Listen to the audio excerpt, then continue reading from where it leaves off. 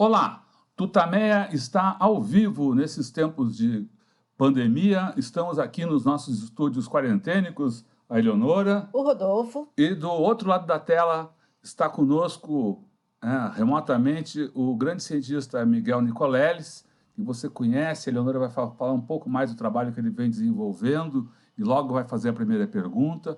Mas antes a gente quer mandar nosso abraço, a nossa solidariedade, o nosso carinho a todas os familiares, parentes, amigos das vítimas do coronavírus. Hoje, com 2.801.921 casos no Brasil e nada menos que 95.819 mortes por causa dessa doença, mortes que uma grande parte delas, dezenas de milhares, provavelmente, poderiam ter sido evitadas com uma ação eficiente. Não é mais eficiente porque não teve ação nenhuma, ação decente da presidência da República. Enfim, a gente vive numa situação que é uma tragédia sanitária, né? Então a gente quer mandar esse carinho, esse abraço aos parentes, amigos, às vítimas das vítimas do coronavírus. Provavelmente cada um de nós, cada família, conhece alguém ou que foi infectado ou que teve, faleceu, ou alguém. As páginas das redes sociais estão repletas de mensagens de luto, de mensagens de tristeza, e tudo por causa da ação da falta de ação, da ação criminosa, como muitos dizem, do governo federal. Mas, dito isso, vamos aí ao nosso começo da entrevista, Eleonora. Miguel, muito obrigada por você estar aqui nos nossos estúdios, ainda que remotamente. Miguel Nicoleles, eu não preciso apresentar, você já conhece, é um dos maiores cientistas do mundo, está mergulhado nessa questão do coronavírus, especialmente nos estados do Nordeste. Então, a gente quer saber tudo, Miguel, em que pé nós estamos, você está mais otimista, a gente conversou em março, você está mais otimista, mais pessimista, a gente já chegou a enxergar algum alívio ou nós só vamos piorar ainda? Não, primeiramente, boa tarde, Leonora, Rodolfo, muito obrigado pelo convite para retornar aqui, conversar com vocês e também fazendo as palavras do Rodolfo, né, meus melhores votos de solidariedade para todos os familiares e amigos das vítimas, quase 100 mil vítimas no Brasil. Eu tenho falado onde eu passo que é difícil ter a magnitude do que isso significa. Outro dia eu usei uma metáfora aqui, que é como se você olhasse pela janela de alguns bairros de São Paulo, como Moema, Perdizes, Vila Maria, Jaçanã, Tatuapé, olhasse da sua casa, do seu apartamento e não visse ninguém vivo. Porque cada um desses bairros tem por volta de 100 mil pessoas. Né? Ipiranga. Imagine você olhar pela janela do seu apartamento na Vila Maria, né? ou no Tatuapé, e não ver ninguém vivo nas ruas, em lugar nenhum, em nenhum apartamento, em nenhuma casa. Essa é a magnitude, né, do que nós vivemos. É a maior perda humana da história do Brasil, se você tirar o genocídio indígena do século XVI e XVII e a escravidão, né, que são fenômenos seculares. Maior ainda do que a Guerra do Paraguai, que levou 6 anos, né, 1864, 1870, para matar 50 mil soldados e mais ou menos 15 mil civis, ou seja, mais ou menos da ordem de 65 mil vítimas fatais. Ou seja, nós estamos no limiar de cruzar o mesmo número de vítimas da bomba atômica de Hiroshima. Nós, na realidade, já passamos. Já passamos, o primeiro impacto já passou. O primeiro impacto, eu digo, né? O primeiro impacto, mas se você somar Nagasaki e Hiroshima, nós muito provavelmente vamos passar ambos, a soma de ambos. Hoje, inclusive, eu mostrei na televisão uma projeção do Instituto de Métricas e Avaliação da Saúde da Universidade de Washington, em Seattle, que é o grupo que faz as projeções para a Casa Branca, né? Para a Task Force da Casa Branca. Eu conheço o pessoal lá. e eu mostrei o gráfico do Brasil para eles. Eles estão prevendo para 1º de novembro mais de 188 mil óbitos. E se essa marca for alcançada, quase certeza absoluta, a gente chega, né, 31 de dezembro com 200 mil óbitos. Ou seja, nós estamos hoje o quê? No dia 6, né, de agosto? Uhum. Nós, com mais 3 meses e pouco, 4 meses, nós estaremos dobrando de novo. Né? Então, na realidade, em resposta à sua pergunta, todo esse preâmbulo é para dizer para você, Leonora, que nós não estamos no pico da coisa, nós estamos num patamar instável, né? É conhecido agora, os Estados Unidos passou por isso já, os Estados Unidos ficou 3 meses num patamar instável de mais ou menos final de março, começo de abril até começo de julho, e de repente teve uma explosão, chegou a ter o pico de 72 mil casos por dia, e agora regrediu para um novo patamar, que é 2,5 vezes o patamar anterior. Então, o patamar americano, na época que eu mencionei, abril, julho, era por volta de 20 mil casos por dia. E eles estão se assentando num patamar de 50 a 55 mil casos por dia nesse momento, tá? Só que a mortalidade voltou a aumentar nos Estados Unidos, eles tiveram 1.400 óbitos ontem, então eles estão com números muito parecidos com o Brasil nesse momento. E o Brasil está nesse patamar, mas é um patamar instável, e ele é mais instável ainda porque todas as aberturas feitas no Brasil foram impróprias, tá? Apesar de que algumas tenham sido feitas em momentos melhores e tenham se dado bem, principalmente todas as que foram feitas no Nordeste, porque foram lockdowns mais severos, né? São Luís, Fortaleza, em segundo plano Recife, em terceiro plano João Pessoa, que foram os 4 grandes lockdowns do Nordeste. O que foi feito em São Paulo, claramente, não tem nenhum sentido, não faz sentido nenhum. Isso não sou eu que estou falando, a Universidade de Oxford soltou um relatório sobre as aberturas brasileiras e falou de todas que estavam fora dos critérios da Organização Mundial de Saúde, mas a de São Paulo era a que mais chamava atenção. E ontem eu publiquei o gráfico atual da cidade de São Paulo. Desculpe, mas chamava atenção como exemplo negativo, né? Negativo, é. Ontem eu publiquei um gráfico nas redes sociais, não da média móvel, como todo mundo está fazendo, eu publiquei da cumulativa de de casos de São Paulo, e também a de óbitos do Brasil, que é uma reta agora. A variação diária é constante, 1.000, 1.200, 1.300, mas não para de subir, tá? E esse gráfico sumiu da televisão, sumiu de todo lugar, porque esse gráfico mostra por que nós vamos chegar provavelmente a 188 mil óbitos em 1º de novembro, tá? Se a previsão americana estiver correta. Então, o que está acontecendo? Nós estamos num equilíbrio instável, essa oscilação que a gente vê num patamar altíssimo, né? 50, 55 mil, 60 mil casos por dia, e qualquer coisa pode jogar esse patamar para cima. Pode explodir de novo. Então, por exemplo, volta às aulas, né? Que está começando a ser discutida no meio de uma pandemia. Né? Jogos de futebol abertos ao público. Nem me fale, mesmo sem estar aberto. Né? Eu publiquei um pequeno ensaio no UOL há 2 semanas, falando que pela primeira vez na vida, eu que sou um torcedor fanático de futebol, eu não ia prestar atenção nenhuma, porque primeiro era um assinte, na minha opinião, em respeito a todas as dezenas de milhares de pessoas que morreram, a pandemia não está controlada. O que é que um país como o que está nessa situação tem a ver com futebol? Não tem nada a ver, né? Então eu perdi completamente qualquer interesse ou motivação, volição de acompanhar, né? Para mim isso vai ser contado daqui a algumas décadas como mais um exemplo da total falta de empatia humana que tomou conta do Brasil, né?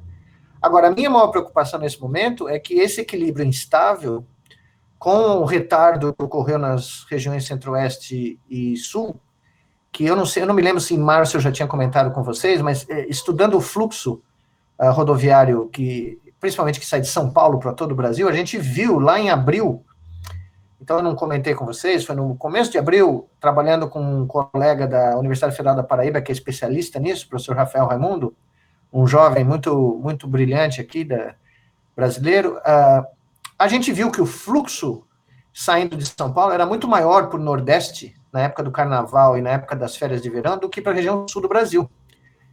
E muito maior do que para a região centro-oeste. E que isso provavelmente foi uma previsão que nós fizemos e que foi confirmada. Haveria um retardo nos casos da região sul e da região centro-oeste. Foi o que se deu. Só que isso não significava que não ia chegar e que não ia ocorrer.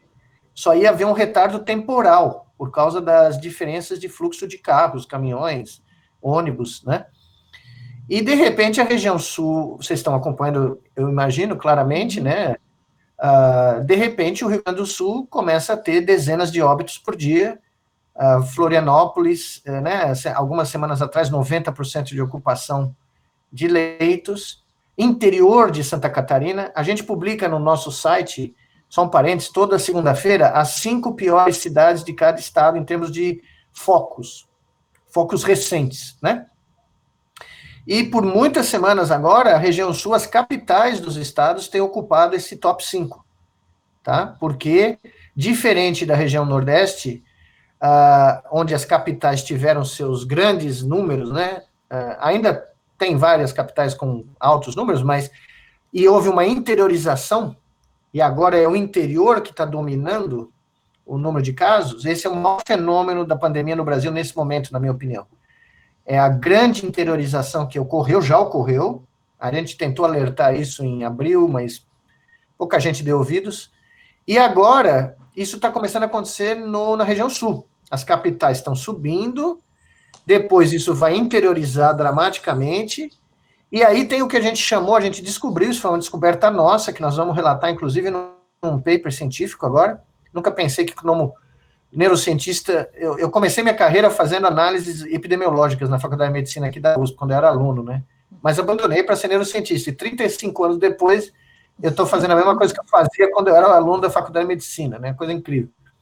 Mas, enfim, nós descobrimos um efeito que a gente chamou de efeito bumerangue, que é a volta dos casos do interior para as capitais.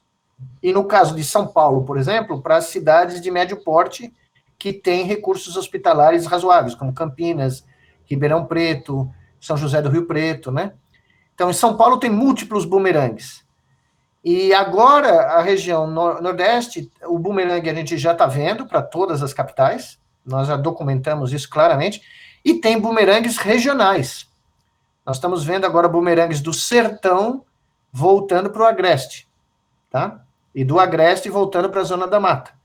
Então, claramente seguindo os padrões geográficos e também a distribuição de leitos, né, de UTI, que é muito maior, como a gente sabe, nas capitais da costa do Brasil, né? Então, em resumo, a situação está fora de controle, nós não temos um manejo, como o Rodolfo estava falando, nós não temos nenhum tipo de manejo articulado nacionalmente. Esse é o maior escândalo internacional relacionado ao Brasil. Onde você vai ler sobre o Brasil, seja na imprensa mundial, seja nas revistas científicas, o próprio Lancet, que é uma das maiores revistas, né, um editorial, o que é raríssimo, para o editor de uma revista dessas, pôr a cara num editorial, assinar, e dizer que o Brasil está fora de controle, que é um perigo para o mundo, não é só para os brasileiros, não, porque é um reservatório do vírus que pode ficar por aí durante muito tempo, né? Para um editor falar isso, me acredita, eu estou nesse negócio há quase 40 anos, é raríssimo, tá? Eles evitam o quanto eles podem criar celeuma ou criar saia justa, mas não dava nem como evitar, né? E você vê trabalhos brasileiros sendo aceitos nas maiores revistas do mundo, porque o mundo inteiro quer saber o que está acontecendo aqui, né? Nesse momento. Miguel, essa pesquisa que vocês fizeram sobre o retardo dos casos de Covid na região sul e os riscos aí implicados, isso aí chegou a ser levado ao conhecimento dos governos estaduais do sul, ou do governo do Rio Grande do Sul, que foi... Nós tivemos há muito tempo atrás, eu estou tentando lembrar, acho que foi em maio, nós tivemos uma pequena reunião com, na época, a secretária que estava encarregada, ela não está mais lá, eu soube, não vi mais o nome dela lá, que era, acho que a secretária do Planejamento, a secretária da Fazenda, que estava encarregada da defesa do Covid, né, no Rio Grande do Sul. E nós comentamos, eu inclusive comentei qual era o corredor rodoviário que o professor Rafael Raimundo identificou na análise, que eu estudei junto com ele depois, que é um corredor que vem do oeste, tem vários, né, mas tem as BRs 116 e 101 descendo lá para o Rio Grande do Sul, né, porque vão todas lá para baixo, mas tem um outro corredor pelo oeste de São Paulo, que entra no Paraná, vai para o oeste de Santa Catarina, na região onde tem Chapecó, onde tem os frigoríficos, onde tem todo aquele negócio, né, concentração de frigoríficos, e entra pelo noroeste do estado do Rio Grande do Sul e segue até Porto Alegre, até a região metropolitana. Passa por Caxias do Sul, primeiro passa por Passo Fundo, né, mas depois passa por Caxias, e depois chega em Novo Hamburgo, Vimão, se eu não me engano. Viamão, E aí, Porto Alegre, né? Eu comentei claramente qual era o vetor, né? E depois eu comecei a ver as notícias, perdão, de Passo Fundo, né? Dos frigoríficos de Passo Fundo, e eu falei, bom, está acontecendo exatamente o que a gente falou, porque é o caminho dos caminhoneiros, né? Do fluxo né, de produção de carne, de espalhamento, de logística, né? E, enfim, a gente não teve contato com algumas cidades do Paraná, municípios entraram em contato com o nosso comitê, pedindo informações. Nós, inclusive, abrimos o nosso aplicativo, né? Nós temos um aplicativo que foi construído pelo governo da Bahia, antes mesmo de começar a fase, antes do comitê começar a trabalhar no final de março, que chama Monitora Covid-19, e esse aplicativo já tem mais de 220 mil downloads pelo Brasil. E são mais de 85 mil pessoas que foram cadastradas com sintomas, né?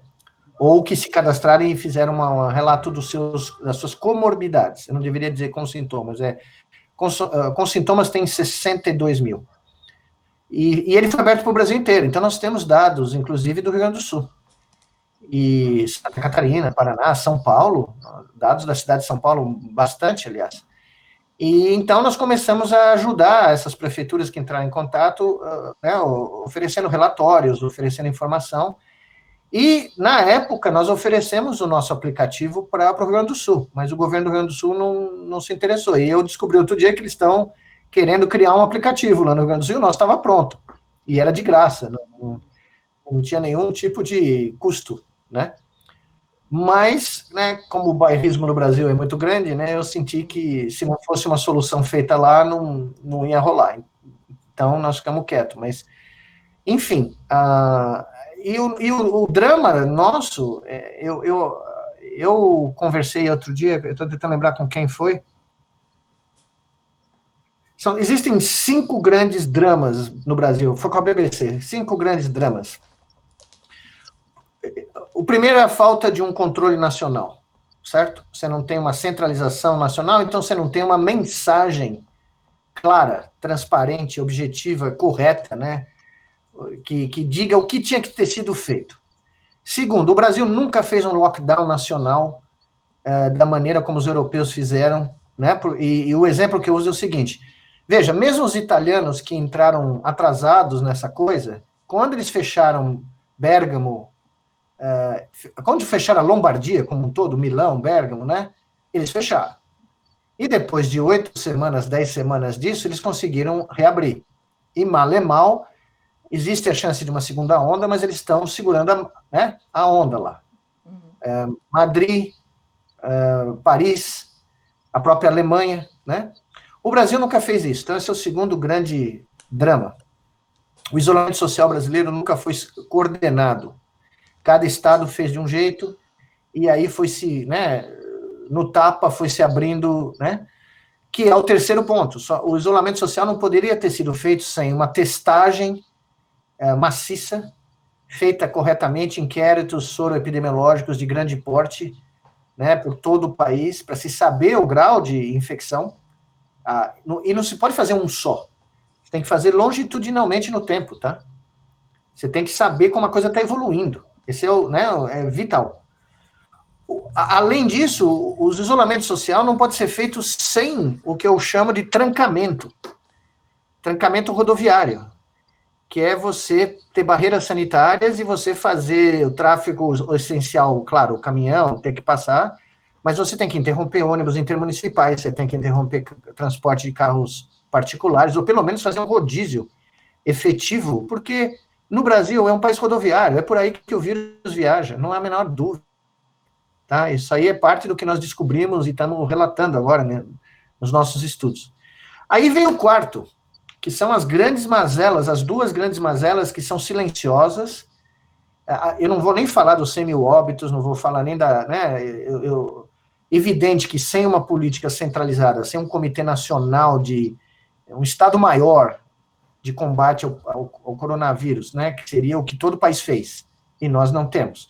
É até irônico, né? Nós temos um ministro interino que é general do Exército, mas nós não temos Estado maior de combate ao coronavírus. Quer dizer, eu não consigo nem imaginar como não passou pela cabeça, né, que isso é uma coisa absolutamente... Mas nós temos duas vertentes silenciosas que estão acontecendo sem ninguém falar nada, ou muito pouco. Primeiro, é o verdadeiro genocídio indígena que está se espalhando pelo Brasil inteiro. A última vez que eu vi os dados, eu tinha já mais de 11 mil casos, tá? Já tinha passado de 500 mortes. A taxa de infecção era 150% maior do que a média nacional, tá? O que é assustador, né? E hoje nós tivemos, né, o óbito de um dos caciques do Xingu, históricos, né, um cacique de 71 anos, que conhecido, numa liderança histórica do Parque do Xingu, que representa apenas a ponta do iceberg do que está acontecendo com as comunidades indígenas. Tá? E o quinto ponto, que eu falei hoje, mas eu já estava estudando há algumas semanas, o Brasil tem exatamente 77% de todos os óbitos de gestantes com Covid do mundo.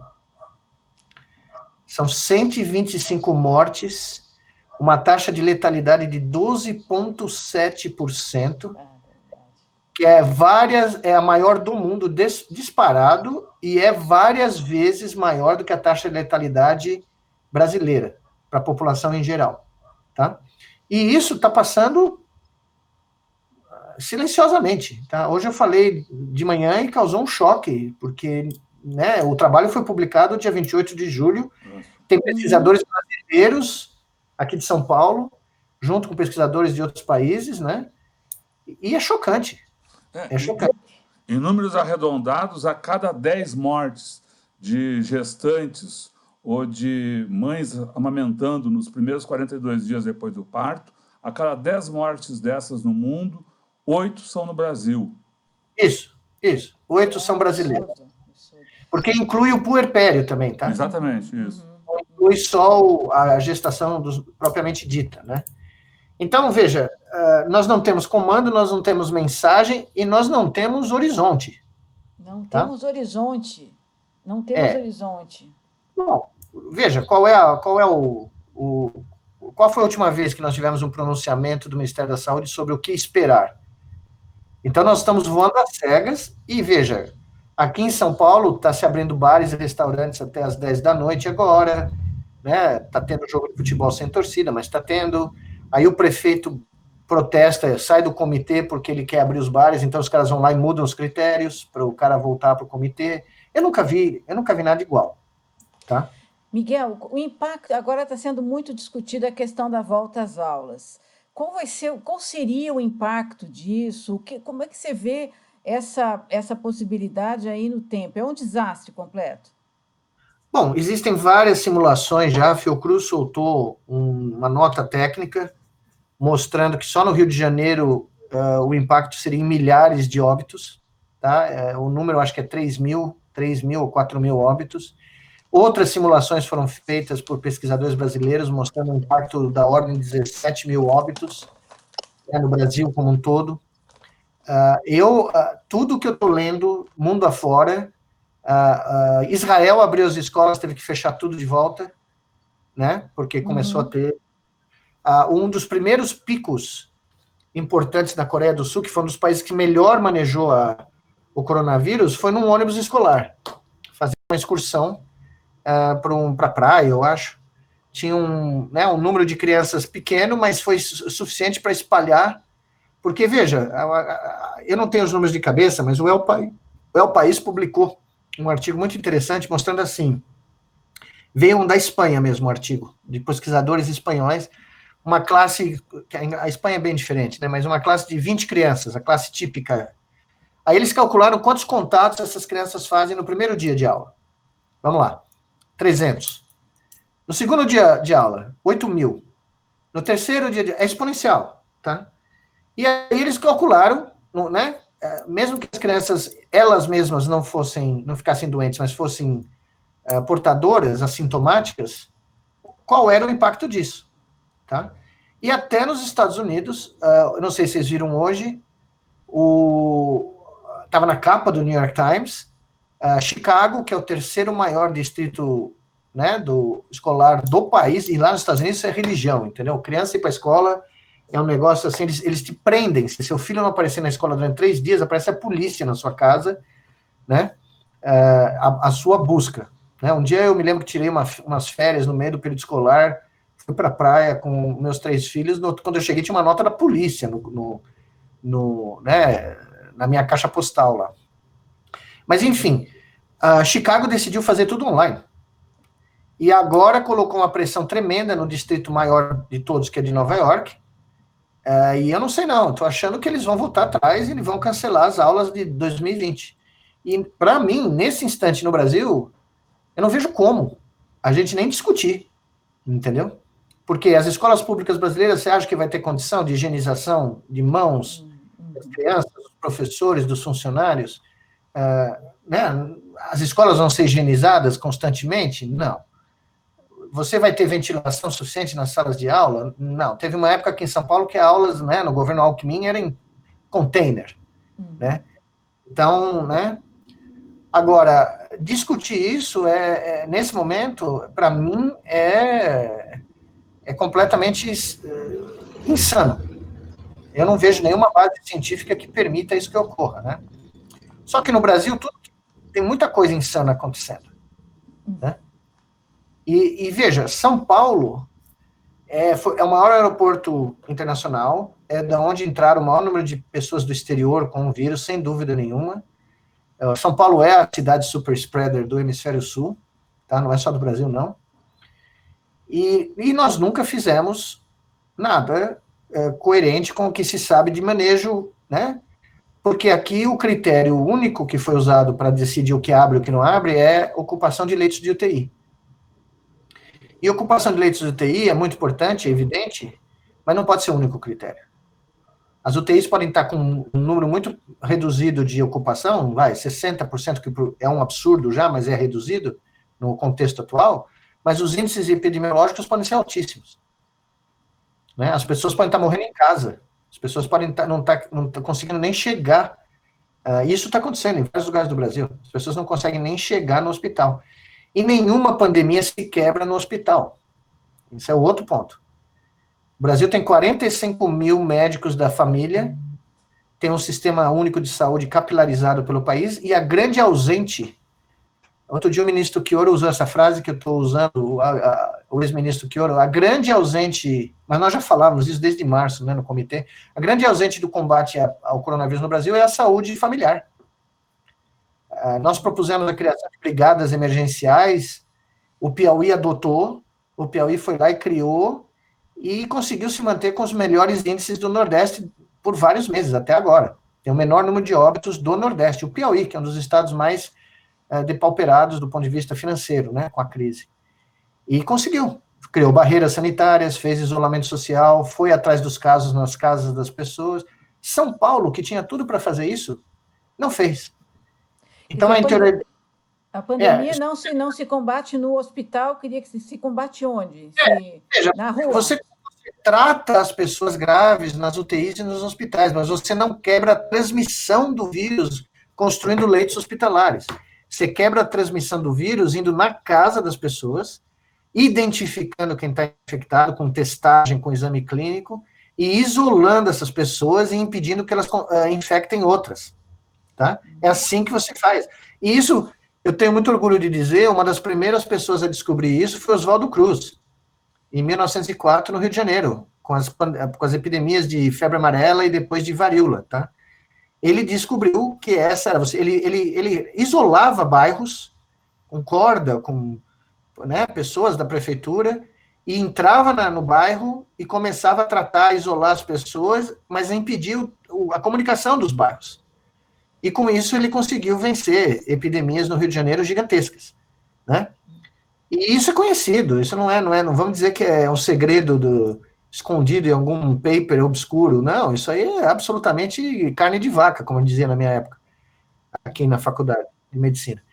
E isso não foi a estratégia.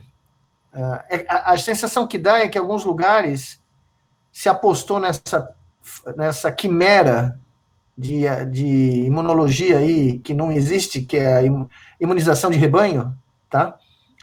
E basicamente assim, vamos construir suficientemente números de UTI para segurar a barra dos casos graves, para não ter, né, gente em lista de espera, ou gente morrendo na frente das câmeras dos hospitais, nas câmeras dos jornais, né, nacionais da vida, mas o resto a gente deixa aí e vamos ver o que acontece, entendeu?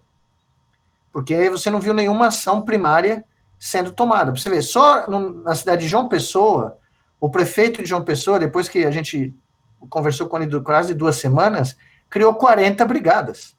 Agora, em agosto, vai dobrar para 80.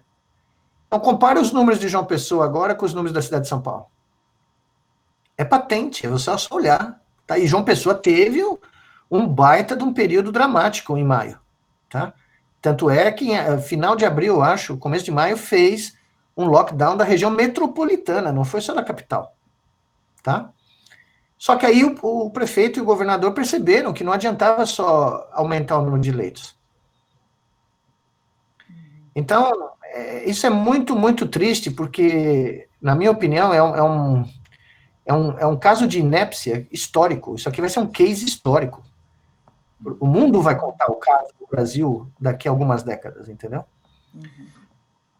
A gente vai continuar seguindo nessa análise, mas só um parênteses aqui para lembrar, você citou no líder indígena que morreu hoje da Covid-19, era ninguém menos que o Aritana Guelapiti, cacique Aritana, que todo o Brasil conhece, o mundo conhece, é uma liderança no Alto Xingu desde os anos 80, vem representando aí as lutas indígenas no Brasil e no mundo. Ele levou as reivindicações dos povos indígenas e até as reivindicações por democracia no Brasil, pelo mundo. Então, ele estava internado já há alguns dias, morreu hoje, está uma repercussão enorme na comunidade indígena. E tem aqui uma frase, bom, ele estava com 71 anos, eu falei, então, jovem.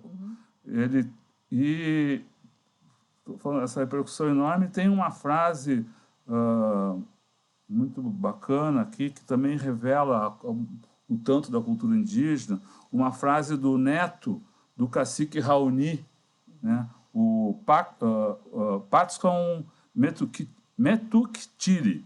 Ele fala o seguinte, quando morre um cacique, a comunidade perde um líder. Quando morre um mestre e um ancião, é um livro cheio de informações que se fecha para sempre. Então, um livro único. Nosso abraço aí ao povo do Alto Xingu, que tem, ao Brasil, ao mundo, que tem essa perda hoje por causa do Covid. E o mais interessante é que ele era jovem, né, 71 anos, hoje em dia, quer dizer que ele era uma liderança no Xingu desde muito, muito jovem, porque faz 40 anos que ele é, né, uma referência na comunidade indígena brasileira e no Alto Xingu. Então, desde os 30, um pouco menos do que isso, né, ele era uma pessoa que influenciou o Alto Xingu de uma maneira, né. Então, isso é uma tragédia, tá? É uma coisa assim. o que está acontecendo remonta ao que aconteceu quando os europeus chegaram ao Brasil aqui, no século XVI, tá?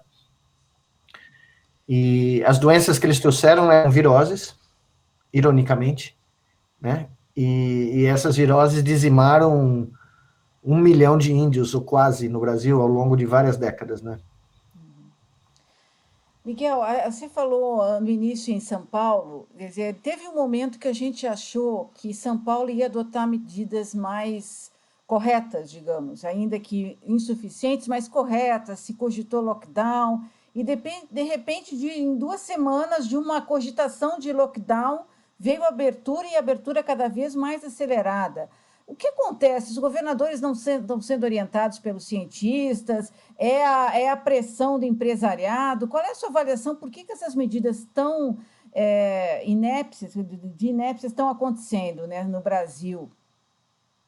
Eu realmente não sei em São Paulo, eu não posso dizer muita coisa, né? Aqui em São Paulo é difícil. Foi uma mudança muito dramática de atitude, muito rápida. A gente achou, né, tinha alguma coisa acontecendo positivamente pela primeira vez. São Paulo, veja, aconteceu um troço muito dramático que foi, primeiro, vou chocar vocês um pouco aqui, o carnaval nunca poderia ter acontecido esse ano no Brasil, tá? Apesar do primeiro caso ser relatado no dia 25 de fevereiro, 25, 26 de fevereiro aqui em São Paulo, é óbvio, é quase certeza que o vírus estava circulando antes aqui, tá? E o carnaval foi de 21 a 26. Então, as grandes aglomerações de São Paulo, Rio, Salvador, Olinda, né, o Nordeste como um todo, realmente, quando você olha agora no passado, olhando para trás, né, você vê. A segunda coisa é que o espaço aéreo internacional brasileiro só foi ser fechado no final de março. Ficou um mês recebendo gente da Europa, gente dos Estados Unidos, e mesmo quando fechou, não fechou para os Estados Unidos direto. E os Estados Unidos já estavam explodindo, tá? Então você vê esses atos, né, de quase, quando você parar para pensar agora, não dá nem para acreditar que foi assim, tá? Um mês depois da gente saber que tinham casos no Brasil, não se podia fechar o espaço aéreo internacional. Não se permitiu. Então chegou um monte de gente em Fortaleza, um monte de gente em Natal, em Salvador. Por isso que as capitais da costa do Brasil, que tem aeroportos internacionais, foram a porta de entrada inicial. Quer dizer, é como se fosse uma invasão mesmo. Uma invasão de uma potência inimiga que entrou por onde? Pelo litoral. Foi um desembarque aéreo, né? As capitais que mais tinham tráfego internacional são as que explodiram, né? São Paulo sendo. Agora, se você comparar Bérgamo, Milão, Paris, Madrid, Munique, com o tempo que eles ficaram em isolamento social, e nós que estamos há 5 meses, eu estou há 5 meses aqui em casa. Né? Quando eu falo isso, hoje eu falei lá com a minha universidade dos Estados Unidos, e o pessoal falou, mas e aí? Eu falei, bom, eu não posso sair daqui, eu estou isolado há 150 dias. Os caras não acreditam, né? Eu tive que falar, olha, é a pura realidade, eu não saio desse apartamento desde o dia 10 de março, tá?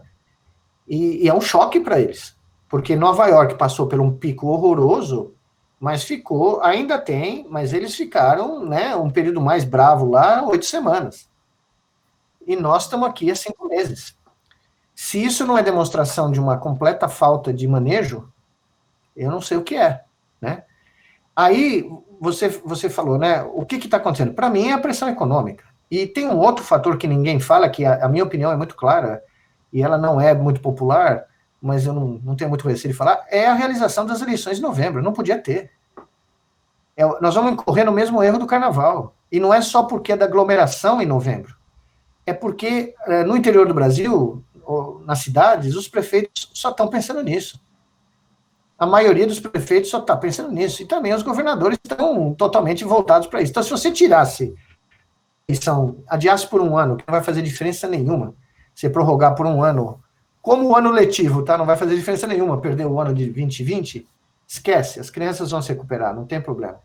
Mas se você adiasse as eleições para o ano que vem, acabava a pressão, né, por abrir de qualquer jeito. E acabava a pressão Não, nos candidatos aí, a reeleição, ou candidatos a prefeito, que estão fazendo campanha. No interior do Brasil, é só você olhar as imagens que chegam.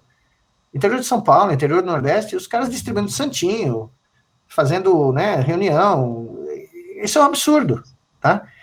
E o que eu acho incrível é que esse debate nem foi aberto. O Tribunal Superior Eleitoral adiou por uma semana ou duas. Não faz a menor diferença. Isso aí é para inglês ver mesmo. Não faz diferença nenhuma. E se as previsões dos americanos estiverem certas, e as nossas também, aliás, muitos modelos que vieram de fora do Brasil cometeram erros crassos, e a modelagem matemática brasileira foi muito mais, né, precisa, não vai estar resolvido em novembro.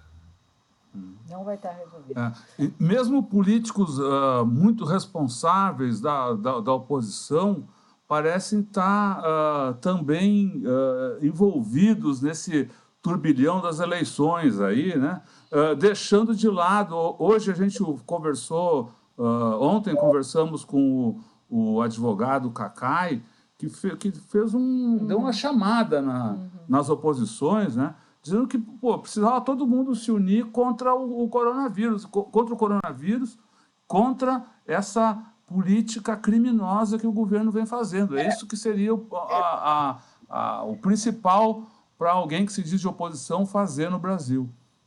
Esse é outro problema, Rodolfo. Eu acho que, infelizmente, em ambos os lados da política nacional se perdeu a narrativa. Tá? O mundo que a gente conhecia, eu falo isso desde março, o mundo que a gente conhecia até fevereiro simplesmente derreteu. A única prioridade nesse momento, em teoria, é ganhar a guerra contra o coronavírus. No Brasil, nós temos uma segunda prioridade, né, que é acabar com a loucura da falta do comando nacional. Mas as instituições, como a gente viu nessa segunda-feira aí na entrevista do presidente da Câmara, parece que não se deram conta do que nós estamos vivendo. Quando o cara vai lá e fala que não tem razão para fazer um impeachment, que o impeachment da presidenta Dilma foi muito mais grave do que nós... Não dá nem para acreditar que o cara está na mesma galáxia.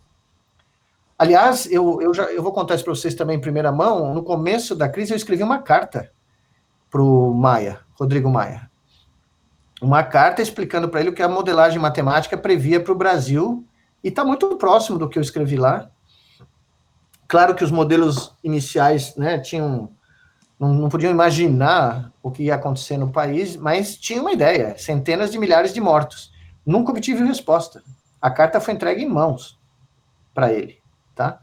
Nunca tive nenhum tipo de resposta, nem para dizer, olha, muito obrigado, mas não acredito nos números, a sua previsão é muito pessimista, nada. Então, tudo bem que no frigir dos ovos no Brasil, um cientista não vale muita coisa, né? Mas, de qualquer maneira, eu pus a carta, eu já era do Comitê Científico do Nordeste, era o coordenador já.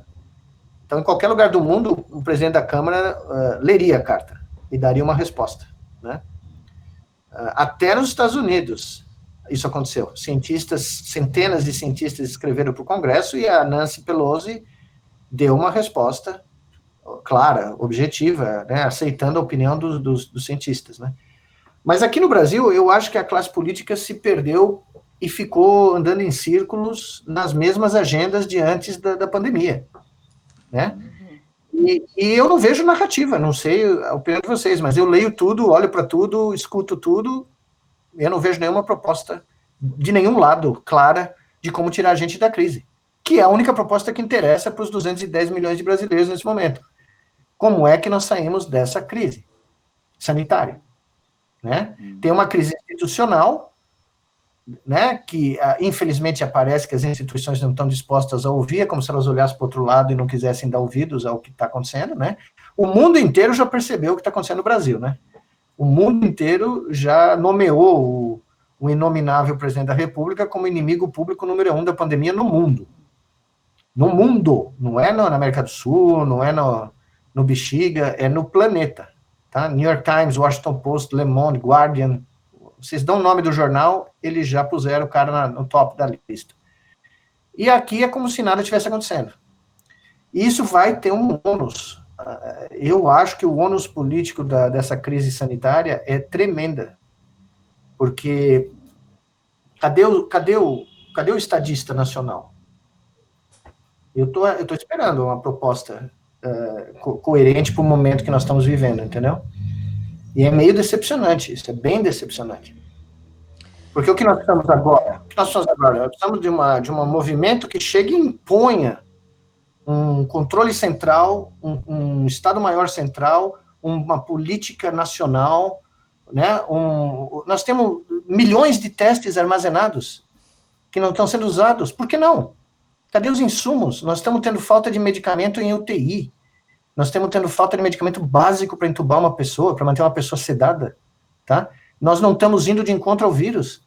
Então, essa é a plataforma. A plataforma do momento no Brasil é essa, é uma plataforma de guerra, de combate a uma guerra biológica. E os partidos de oposição aí tinham que ir numa sala e falar, ó, esquece a diferença, esquece quem vai concorrer ao quê, o calendário eleitoral não tem a menor relevância nesse momento.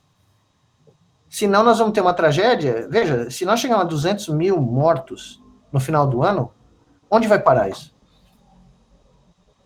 E você fala, né, 200 mil mortos, são 5 vezes, você tem que multiplicar por 5 o impacto humano disso. No mínimo, tá? Só para ainda ficar nesse ponto, essa sua resposta, ela abriu caminho para várias perguntas, mas eu queria, vamos ser metódicos aqui. Então, primeiro, para ainda ficar nesse terreno da oposição, só para lembrar aqui, o PT, para lembrar alguns casos, o PT e as centrais sindicais, são pelo menos esses 2 grupos que eu me lembro, lançaram documentos em que apontam caminhos para o enfrentamento à crise, tanto no plano econômico quanto no plano sanitário.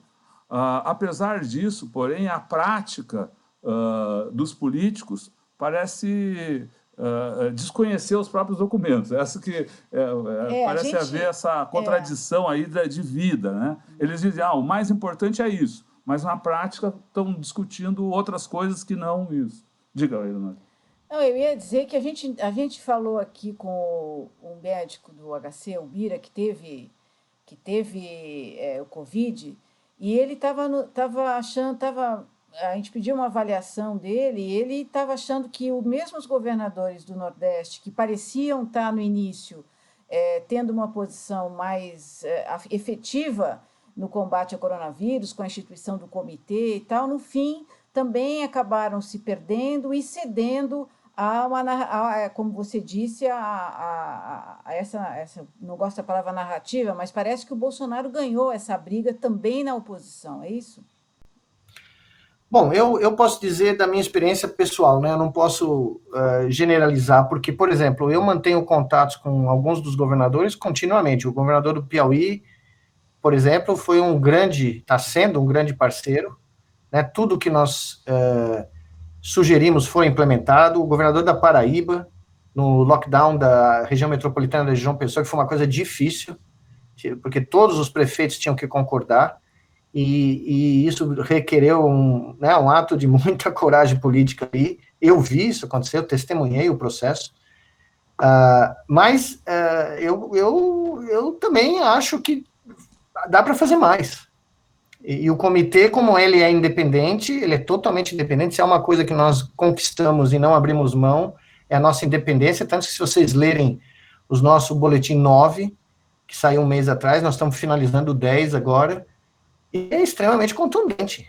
E ele não poupa nada, ninguém. Ele diz o que tem que ser feito do ponto de vista científico. E agora, o que eu responderia ao médico do HC é que é o seguinte: o comitê científico não tem nenhum poder operacional. Ele não tem nenhum poder de gestão. Ele sugere e recomenda, e isso foi cumprido. Eu atesto, isso não tenho a menor dúvida, tanto é que tudo que nós fizemos teve... eu não sei se vocês souberam, mas o Panamá adotou todos os procedimentos do Comitê do Nordeste para a região oeste do Panamá, onde começou a ter surtos muito grandes, que se criou um comitê da região, e basicamente eles usaram toda a nossa organização, estrutura e procedimentos. Então os nossos boletins começaram a ter impacto internacional.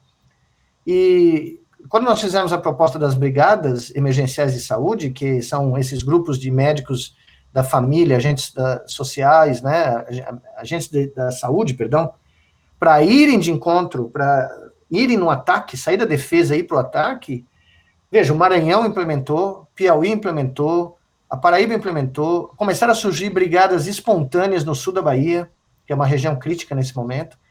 Então, eu acho que é um embate contínuo, né? E eu continuo repetindo a minha frase, eu acho que eu falei para vocês em março, quando a política bate de frente com a biologia ganha de goleada todas as vezes. E eu repito essa frase em todas as reuniões que eu estou, né? Sem nenhuma... Não tem nada pessoal aqui, é uma questão absolutamente resolvida na minha cabeça. Então, essas aberturas que foram feitas, né, umas melhores do que as outras, mas nem todas não de forma adequada, nenhuma delas foi, elas vão cobrar um preço. Elas já estão cobrando preço, né? E mostrando novamente que um ano eleitoral não é fácil. Você ter não é trivial você ter um embate dessa magnitude, porque o nosso sistema político, infelizmente, ainda prioriza o poder econômico. E, na realidade, é um dos tópicos que eu falo no meu livro. Não sei se vocês viram no último capítulo. Vamos falar do livro. Não, eu estou fazendo o gancho porque é verdade. No livro, não só eu previ que, em 2018, sem nem saber nada, quando eu terminei o livro, eu falei que o modelo civilizatório que tinha sido gerado desde a Revolução Industrial e que virou quase que um consenso, apesar das pessoas não entenderem bem o que significa, mas onde você privilegia o lucro, a atividade econômica em detrimento da vida humana, ia cobrar um preço.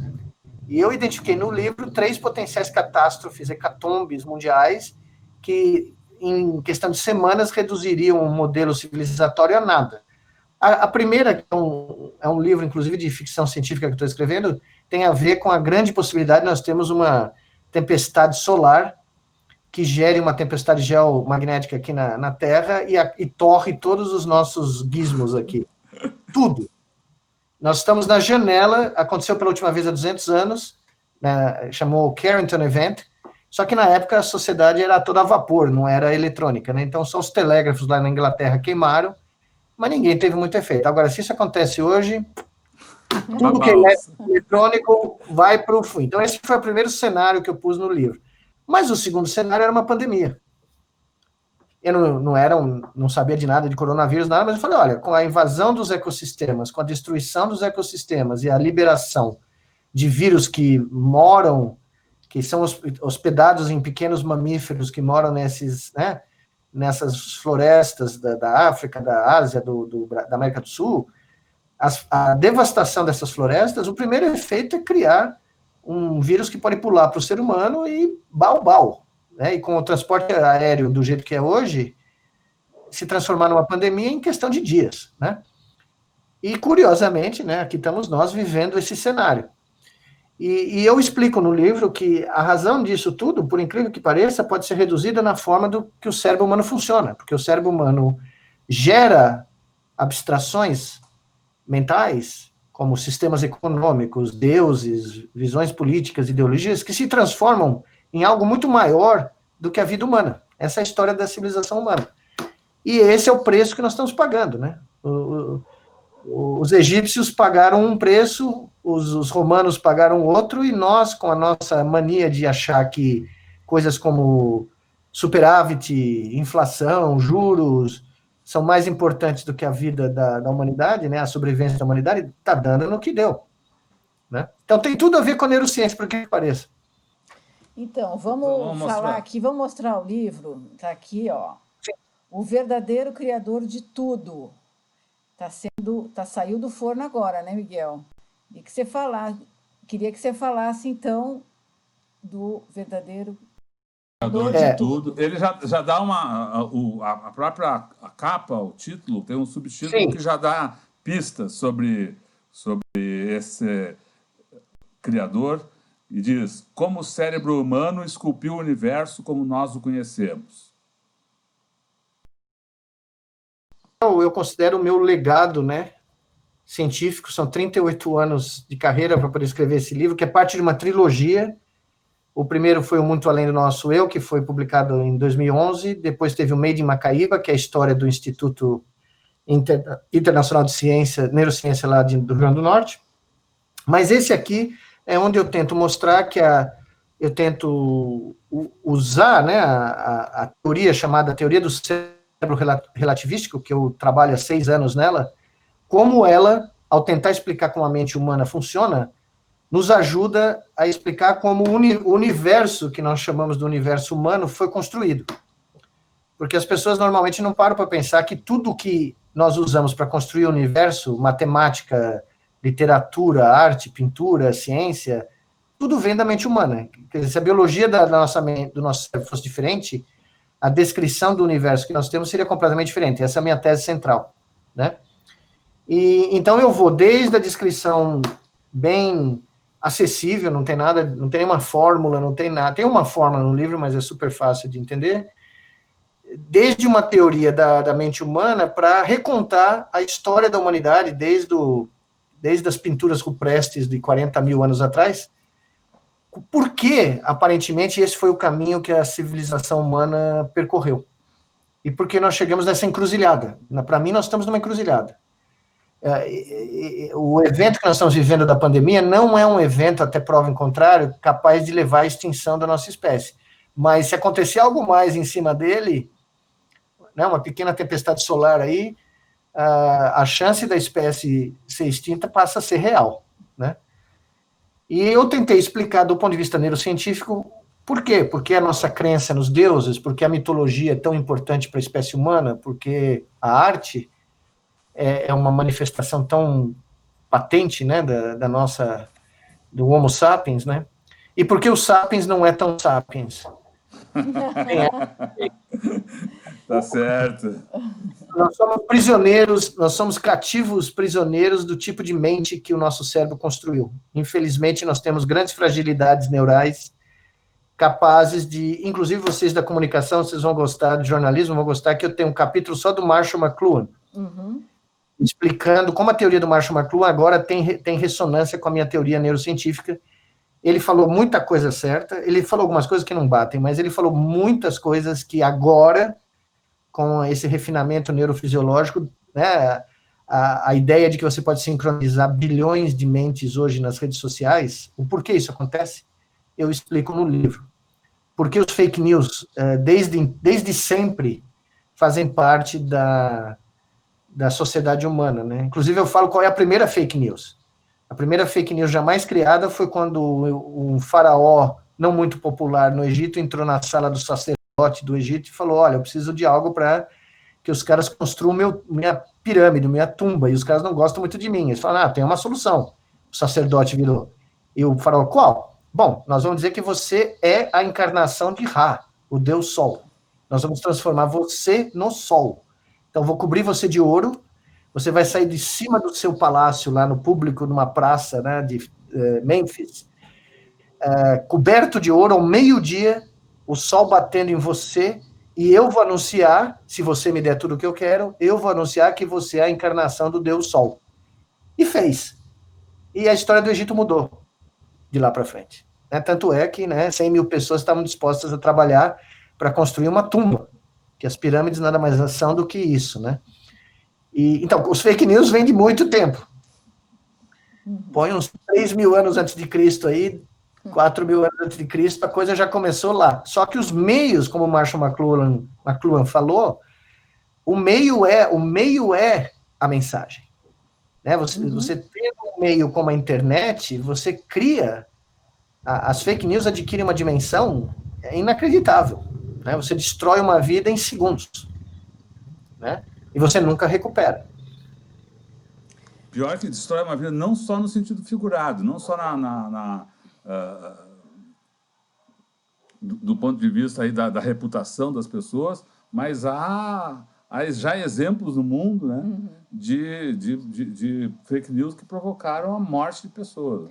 Miguel, eu queria que você avaliasse aí essa questão ética, né? Muita gente tá um pouco chocada que não haja uma reação maior da própria sociedade e as mortes estão sendo naturalizadas, é mais um número. O que que isso... E tem muita gente que está preocupada com o que está acontecendo com a espécie humana, né, que tá vivendo... Como é que se explica? Está correta? Está sendo naturalizada ou a gente não... O que você acha disso? Isso é um fenômeno, eu estou aqui só para ter certeza que eu não falo besteira. É o capítulo 12, o título do capítulo 12 é Como o Vício Digital está alterando a nossa mente. Tá? E a minha tese é que o cérebro humano não é um sistema digital. Ele não é um computador algoritmo, tá? Não é uma máquina de Turing. Nós não podemos reduzir a riqueza, o espectro de ação da mente humana a um algoritmo computacional. Essa é uma tese que eu, junto com um matemático suíço, acredito ter demonstrado categoricamente numa monografia científica que eu cito aqui nesse capítulo, né? Mas a consequência disso, e o fato do cérebro ter uma capacidade de se reorganizar tremenda, que a gente chama de plasticidade, essa nossa imersão no sistema digital, nos sistemas digitais contínua, que tudo na nossa vida hoje funciona à base da lógica digital, na minha opinião, ela está corrompendo uma série de circuitos neurais e está gerando um novo cérebro. Corrompendo. E como ela se dá? Ela se dá porque a lógica digital é a equação de recompensa do ser humano hoje. Se você se comportar de acordo com os comportamentos ditados por todas as lógicas digitais impostas ao ser humano, produtividade, redes sociais, comunicação, você começa por causa da plasticidade, por causa que o cérebro tenta maximizar a nossa chance de sobreviver e ter recompensas, tá? Prazer, você começa a podar, literalmente a cortar certos atributos da mente humana, analógicos, que não se adaptam a uma lógica digital, como empatia humana, intuição, criatividade, a própria inteligência, o comportamento fora da caixa, um comportamento que não é homogêneo, né, típico dos artistas, dos poetas, dos pintores, escritores, cientistas.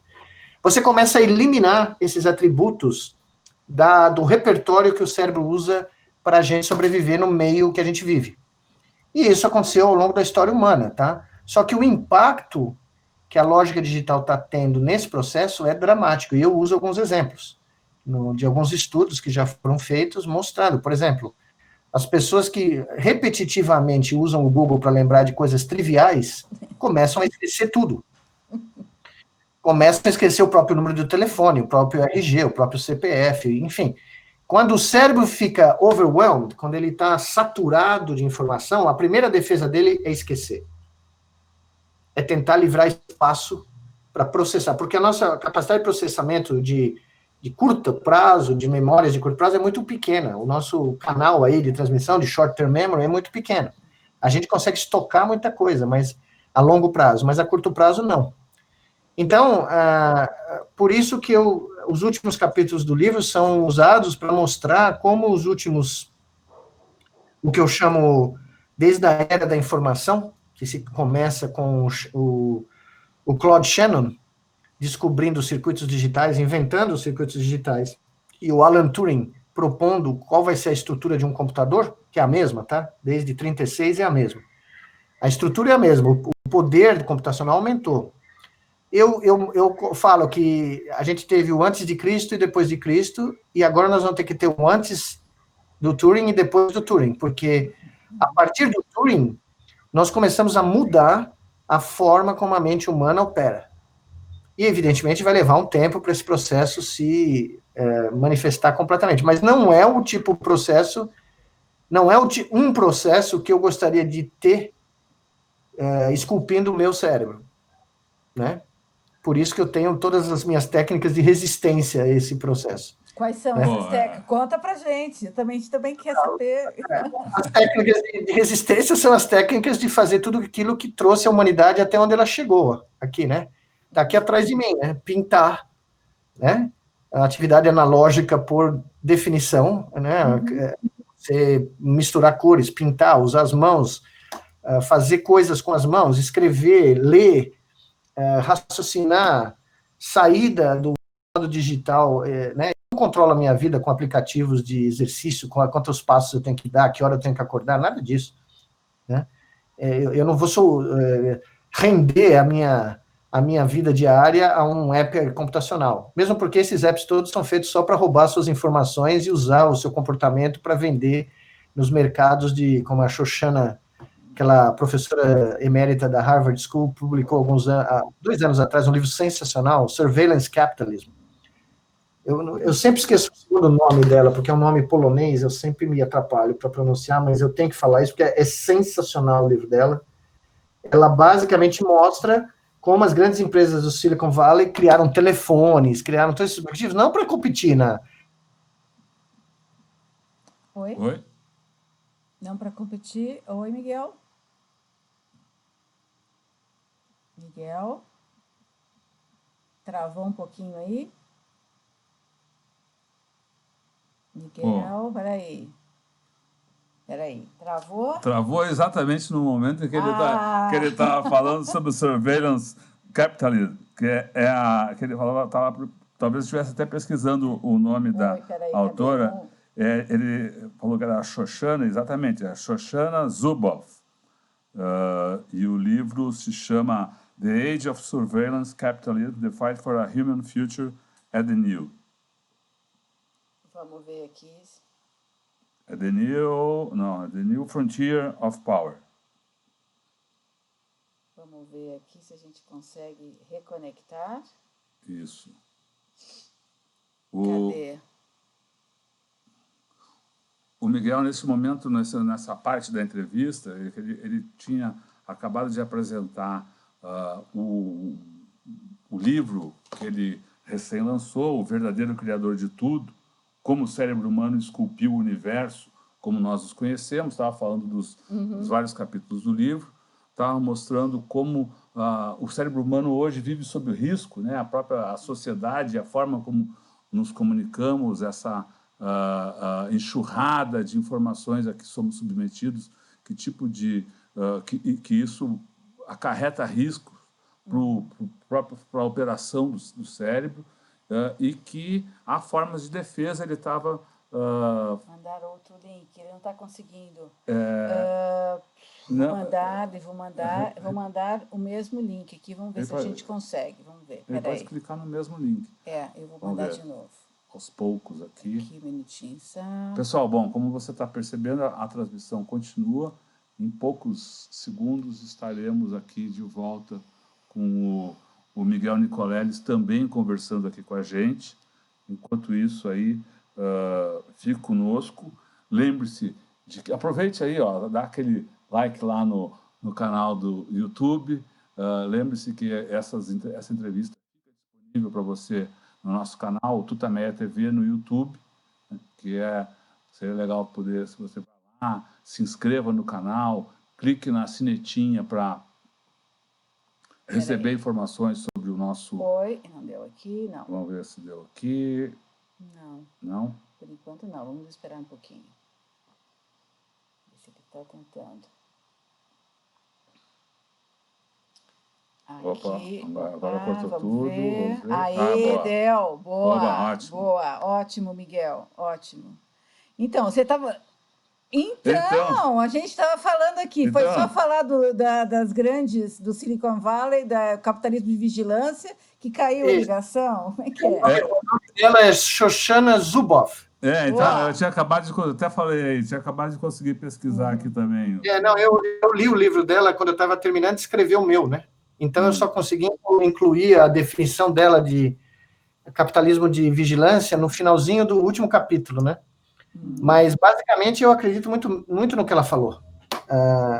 Então, nós não só temos uma infinidade de algoritmos que tentam regular nossa vida, e curiosamente, no livro eu falo que, como o nosso cérebro não é algorítmico, tentar fazer a nossa vida ser incluída no algoritmo é como aqueles joguinhos, lembra? De pegar um quadrado e tentar impor num círculo.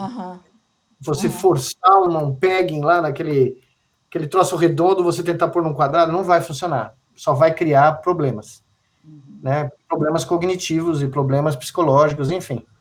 E tem vários livros que eu reviso aqui, de psicólogas americanas, famosas, que entrevistaram milhares de adolescentes que usam telefone celular, aplicativos de todas as maneiras de redes sociais, e o que está acontecendo com as emoções, com a sociabilidade, com a atenção, O que está acontecendo? O que está acontecendo?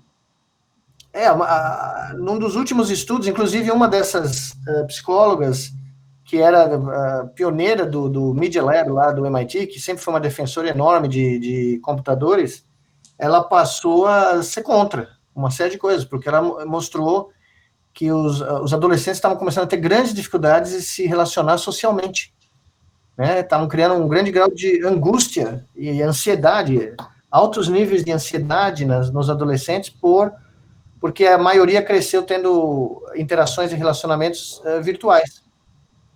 Então, essa sociabilidade, que é uma das características mais importantes na definição do nosso cérebro, o comportamento social, né? Na medida que você estanca isso, que você elimina isso da nossa convivência, você basicamente altera o desenvolvimento do cérebro. E o cérebro tem um período na adolescência muito crítico, porque a conectividade do cérebro, isso poucas pessoas sabem. Por isso que nós somos tão frágeis para certas doenças mentais na adolescência, porque as fibras brancas, os nervos que conectam os neurônios, eles só vão ficar totalmente amadurecidos na terceira, quarta década de vida. Então, por isso que o cérebro humano é passível de sofrer uma série de doenças psicológicas, eu chamo de doenças cerebrais, de qualquer maneira, nessa fase da vida. Né? Interessante isso. E é exatamente nessa fase da vida que nós estamos impondo as maiores pressões no ser humano do ponto de vista de interação com computadores, né? Então, tem movimentos na Finlândia, por exemplo, indo ao contrário desse negócio de pôr computador na sala de aula.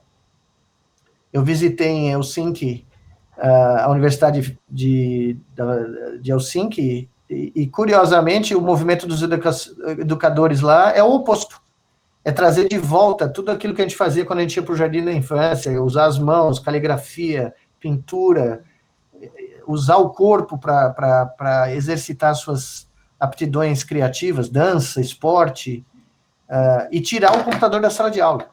Então, as implicações são muito profundas, né? Aliás, antes que eu me esqueça, eu vou fazer um lançamento virtual na segunda-feira, às 9 da noite, no meu canal do YouTube, que é a TV Rádio Big Bang, onde eu vou fazer uma live para discutir o livro e responder perguntas também, né? Eu tenho um programa que eu criei lá, o Nicoleles Night News, que eu fiquei parado um mês por causa do comitê, mas eu voltei essa semana. E na segunda que vem, então, todos convidados para a gente discutir um pouco sobre a mente humana. Boa. Nicolene, você acha que depois dessa pandemia, ou que durante essa pandemia, a ciência vai ocupar um papel mais importante? Porque, para mim, é muita loucura essa coisa esse anticientificismo que tem em vários grupos da extrema-direita do mundo. Isso tudo vai passar? A ciência vai recuperar a sua importância, como parecia ter, e que hoje está numa situação tão absurda? Olha, eu não sei, viu? Parece difícil pensar que vai ser uma recuperação mágica, né? A pandemia trouxe várias lições. As três principais, na minha opinião, são a exposição das fragilidades do modelo civilizatório humano, claro, né? Mostrou que essa balela de você não ter Estado forte, não ter Estado que faz certas coisas é ridícula, porque só os países que tinham serviços de saúde pública estatais, públicos, né, no sentido genérico da palavra, de grande capilaridade, se saíram bem nessa pandemia. Então, a segunda lição é essa: serviços de saúde pública são essenciais no mundo todo. Os americanos que não têm isso estão pagando um preço altíssimo. Talvez custe a eleição ao Trump, a falta de um sistema de saúde razoável nos Estados Unidos. E a terceira, na minha opinião, é que trouxe a ciência para a sala de estar, né? A ciência sempre está no puxadinho da casa, né? Eu falo, né? tá no quintal, escondidinha, recebendo um troco para não morrer de fome, mas sempre, né? Sempre escondida. E a pandemia trouxe a ciência para sala de estar, na frente da televisão, né? E a gente tem essa esperança que as pessoas estejam vendo que a ciência, sim, é uma grande arma da humanidade para preservar e não só a vida humana, mas como o planeta também, né? Só que já tem movimentos anti-vacina de uma vacina que não existe. Então, eu ia te perguntar agora sobre a coisa da vacina. A vacina vai sair, o que você acha disso? E vai ter um movimento anti-vacina? Que loucura! Veja, eu não sei ainda, como nem o presidente da Organização Mundial de Saúde, o diretor-chefe lá não sabe, nós temos 4 ou 5 vacinas na fase 3, algumas delas são extremamente promissoras, né? A chinesa usa o método mais tradicional do vírus atenuado, a da Oxford usa uma tecnologia de engenharia genética muito elegante, que eu tenho muita esperança, porque é uma ideia brilhante de pegar um vírus de macaco chimpanzé, aliás, que não causa problema no humano, e colocar nele aquelas espículas do coronavírus para que a gente possa ter uma fábrica de anticorpo, né, dentro do corpo da gente. E eu espero que funcione. Mas a gente só vai poder saber com esses testes na fase 3, porque é aí que você tem números de milhares de pessoas tomando, para você ver se ela é segura, primeiro, se não tem nenhuma complicação rara aí que pode acontecer, e segundo, se ela é eficaz, né, no ponto de vista imunológico, que é uma pergunta que ainda não está totalmente respondida.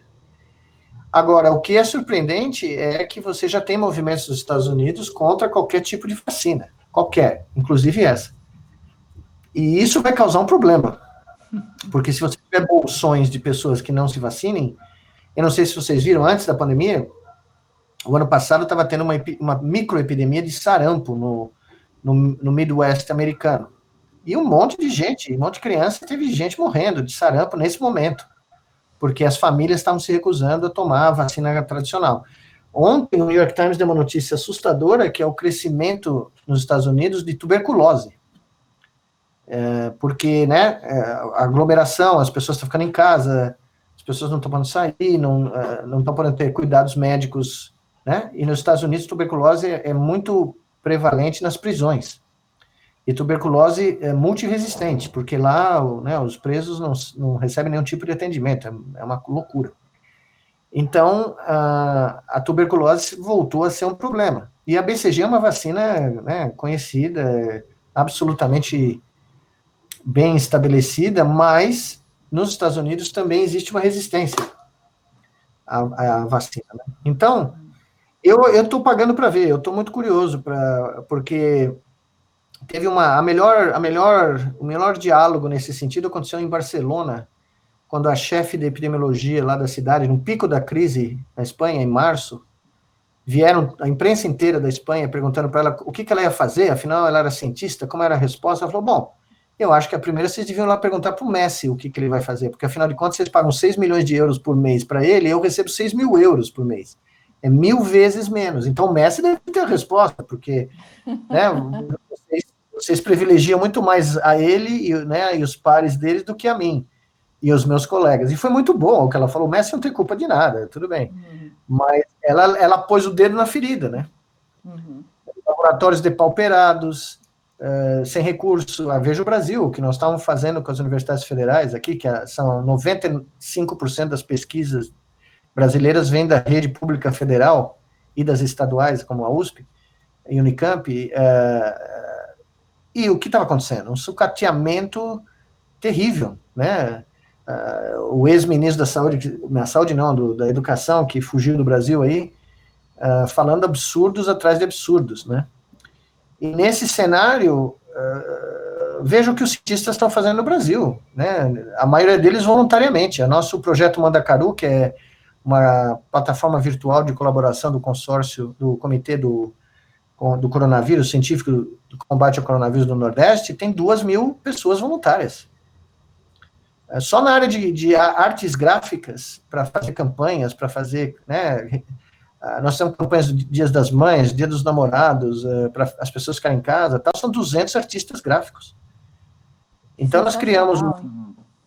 É um movimento científico. Então, nós temos um grupo, né, grupos em todas as áreas, trabalhando junto com o comitê científico. E essas pessoas são todas voluntárias. E a vasta maioria das universidades federais, que tem que fazer o seu trabalho do cotidiano, mais o que eles estão fazendo conosco, né? Então, eu ainda não tenho uma garantia. Eu como cientista, eu espero o dado para ver a resposta, né? Eu tenho esperança que, pelo menos aqui no Brasil, a gente tenha, boa parte da sociedade tenha visto qual é a relevância da ciência, né? Mas, infelizmente, você é bombardeado aqui diariamente com atos que não, né, a gente não consegue nem descrever para as pessoas de fora do Brasil. É difícil traduzir para o inglês certas coisas que acontecem aqui, né? Principalmente vindas do presidente da República, né? É muito assustador. Aquela história da cloroquina das emas, eu até agora não consigo traduzir para inglês, né? Miguel, desculpe aí, o papel do jornalista é sempre ser cético, e eu não quero aqui vir com otimismo, mas você lembrou aí uma ação dos brasileiros, essa mobilização de cérebros e de mão de obra aí do povo das artes gráficas se somando voluntariamente à iniciativa de vocês, que também é uma iniciativa de voluntariado. A gente vê pelo Brasil todo se espalhando iniciativas de catar alimentos para distribuir nas periferias, de pessoal da área de saúde também atuando de forma voluntária nos lugares mais inóspitos, de artistas ajudando a fazer arrecadação de fundos para isso. Enfim, ao mesmo tempo que se vê toda essa tragédia e essa atividade criminosa mesmo da Presidência da República, há uma espécie de explosão de empatia também.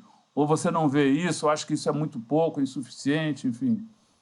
Não, eu vejo, sem dúvida. Existem manifestações muito, muito bonitas, muito emocionantes, né?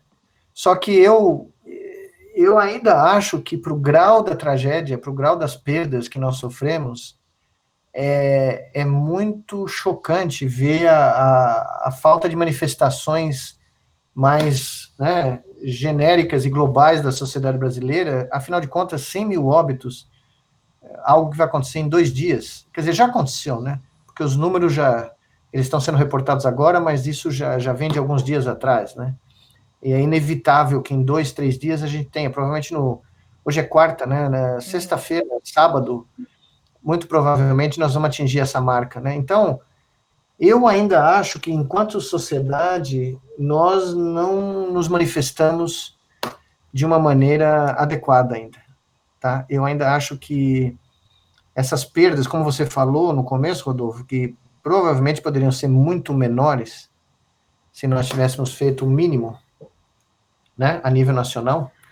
Se o Brasil tivesse feito um lockdown nacional no momento correto, nós provavelmente não estaríamos falando desse número, nesse momento, né? Então, aí eu ainda acho que a sociedade brasileira... Eu falei outro dia, o Brasil está numa bifurcação muito histórica. Todas as nações passam por esse tipo de bifurcação, né? É como se nós fôssemos um adolescente que precisa amadurecer rapidamente, enquanto país, né? E nós ainda não demos a demonstração de que esse ritual de passagem para um estado mais maduro da vida de uma nação ocorreu aqui no Brasil. Porque é tão óbvio o que está acontecendo, o desmonte da indústria, o desmonte dos direitos, o desmonte né, a única coisa boa que o coronavírus fez para o Brasil foi impedir a venda da Embraer, né? Foi a única grande contribuição para o Brasil do coronavírus, né? Foi a Boeing não finalizar o acordo, devolver a Embraer, né? Porque nós íamos entregar, como entregamos a Alcântara, de mão beijada, né? E com apoio de alguns setores da esquerda, o que é mais surpreendente. Eu nunca vou entender isso, né? Vou morrer sem entender isso. Mas, enfim, eu acho que o Brasil ainda não se definiu enquanto país, né? Eu acho que nós ainda não sabemos o que nós queremos ser.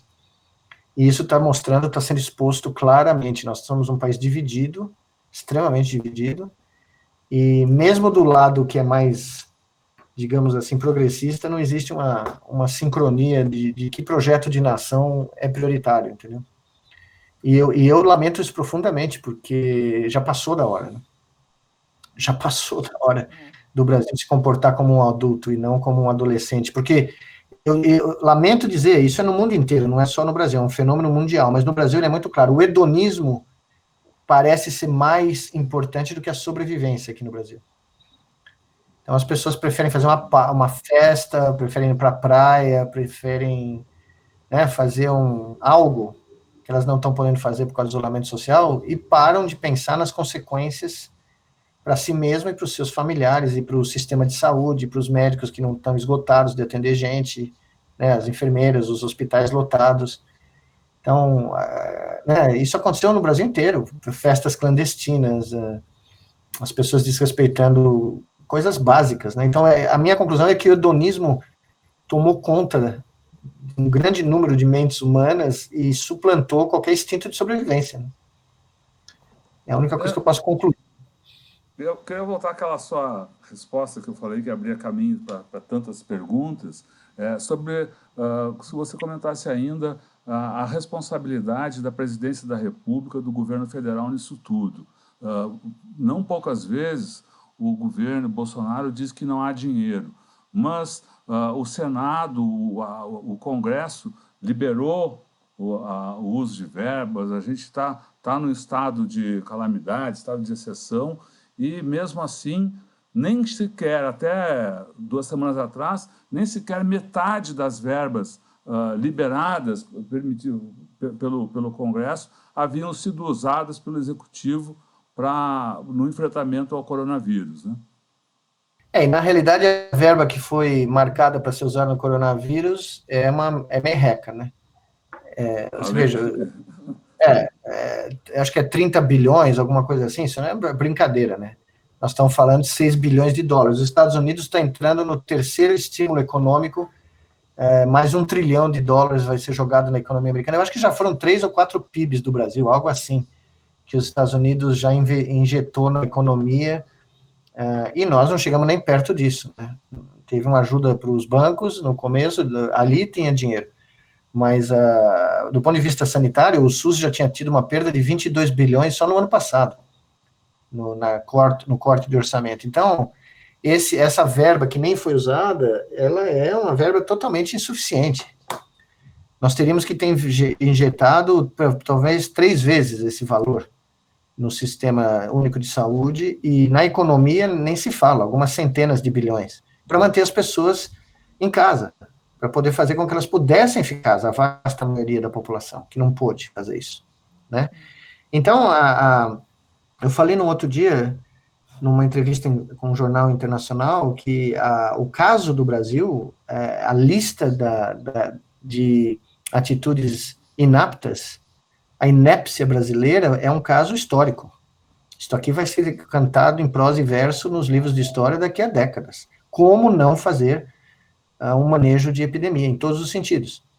Porque não é só a questão sanitária, é a questão econômica, é a questão... A gente não falou isso muito, mas existe uma batalha da informação, que é talvez tão essencial quanto a batalha sanitária, né? E cadê a mensagem do governo? Qual é a mensagem do governo em relação à pandemia? Não, tem esse remédio que não serve para nada, nenhum estudo provou que serve para nada, do ponto de vista do coronavírus, mas não, é a salvação da lavoura. Essa é a mensagem. Não teve mais nada. Isso vem lá desde janeiro, tá? Eu discordo que teve algum momento de bom manejo. Eu acho que todo o planejamento, desde o começo, foi horroroso. Tanto é que nós não fomos no mercado internacional comprar o que o Brasil precisava. Roupas de proteção, máscara, luva, medicamentos básicos, respirador, né? E veja no que deu, né? Veja no caos que foi instalado, né? E eu ainda acho que nós não saímos da chuva. A coisa ainda não está fácil. Porque, veja, num país hiperconectado rodoviariamente como o Brasil é, se a região sul tem uma explosão tipo São Paulo, isso vai voltar para o Sudeste, vai voltar para o Nordeste, não tem a menor dúvida. Se a região Centro-Oeste tem uma explosão, apesar da densidade demográfica ser menor, isso vai espalhar, espirrar para o Nordeste, vai espirrar para a região Norte, quer dizer, é inevitável. Essa história, não, o Brasil é um país continental e diferentes regiões vão ter, tudo bem, os timings vão ser diferentes, mas a conectividade do país é tão grande que se alguma região estiver explodindo, ela inevitavelmente vai espirrar para o resto. Uma vez que nós não temos barreira de nenhum tipo, né? Nós não temos nenhum tipo para impedir o transporte do vírus. Já se está sabendo claramente que esse negócio de medir temperatura não é a panaceia que se achava que era, né? E testagem. A testagem brasileira é ridícula, né? A nossa testagem é 10 vezes menor do que a Inglaterra, 10 vezes menor que a Rússia, 7 vezes menor que os Estados Unidos. Até pouco tempo era 3 vezes menor do que o Peru e o Chile. Peru e o Chile, nada contra o Peru e o Chile, adoro os países, mas o Brasil, com o Sistema Único de Saúde, testar 3 vezes menos que o Peru, não faz o menor sentido. Então, a gente poderia ficar falando horas aqui sobre a lista de erros crassos, né? Não são erros primários só, são erros crassos. Alguns, talvez, até eu uso dizer intencionais. Mas aí, né, aí é outra questão, né?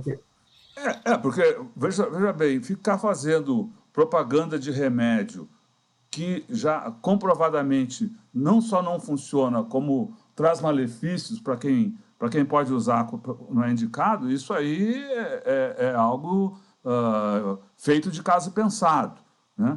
Assim como as propagandas você falou das festas, mas o próprio presidente da República, no momento em que até o Ministério da Saúde recomendava o isolamento, ficava falando das festas que promovia lá em Brasília. Não, e ficava andando por Brasília, né? Viu os números de Brasília? Vocês viram o gráfico de Brasília?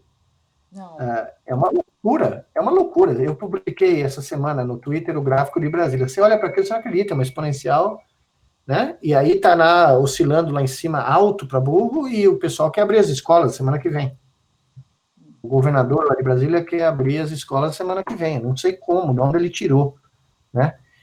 E tem outra coisa, eu tenho colegas meus médicos dizendo, olha, existe a possibilidade de a gente começar a ver um número de casos, aumentar o número de casos de óbitos por efeitos colaterais cardiovasculares do uso da cloroquina. Gente que pegou, foi tomar em casa, sem acompanhamento médico, a dose que é preconizada aí, foi preconizada é muito alta, próxima da dose letal, gente que teve um infarto em casa.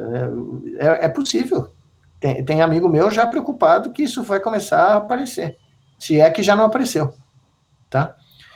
Então, é o que eu digo, e você não tem um contraponto, esse é o problema.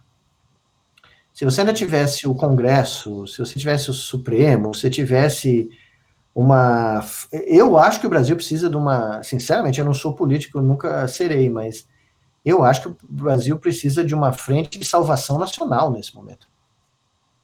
Não é nem mais um partido, uma aliança, isso é uma frente nacional de salvação, porque nós vamos sair dessa pandemia numa pindaíba econômica, social, sanitária, que é como quase... O pessoal está falando do Líbano, da explosão do Líbano, que é uma tristeza, tenho amigos lá, ainda bem, estão bem e tal, mas, olha, nós não tivemos uma bomba como teve lá, né, de fertilizante lá, nitrato de amônia lá no Líbano, mas nós temos uma bomba silenciosa aqui, até o que parece agora, a explosão no Líbano matou centenas de pessoas, é uma tragédia terrível. Nós temos 100 mil. Olha o tamanho, é o tamanho de uma bomba atômica, da Segunda Guerra Mundial, já falamos isso, né? 3 aviões caindo por dia, né? O equivalente. Imagine, eu fiz essa metáfora ontem. Imagine se 3 aviões que decolaram de Guarulhos todo dia caíssem em algum lugar do Brasil. Todo dia, durante os últimos 90 dias. o que a gente já está falando? Quais seriam as notícias, né? Mas as pessoas elas não conseguem visualizar, na minha opinião, mentalmente, o que são 100 mil pessoas mortas. As imagens fora do Brasil, agora do Brasil, antigamente era futebol, carnaval, gente rindo, corcovado, agora são cemitérios. As imagens que aparecem no Brasil na imprensa mundial são covas rasas cavadas em cemitérios de Manaus, São Paulo, Rio. Eu já não consigo mais nem ver. Todo artigo do Brasil começa com uma foto de cemitério. Né? Outra coisa, não sei se vocês viram essa reportagem magnífica do New York Times no fim de semana, não esse aqui, o anterior, sobre o Amazonas, o Rio Amazonas. Sim. Uhum. Vocês são jornalistas, vocês me dizem, não era para ter tido alguém da mídia brasileira fazendo essa reportagem? Sem dúvida. Não é? Sem dúvida, é. Na minha modesta opinião, eu falei com a grande amiga minha lá, que é jornalista em Nova York, que eu conheço há muito tempo, aquilo lá é uma reportagem para ganhar o Pulitzer. Né?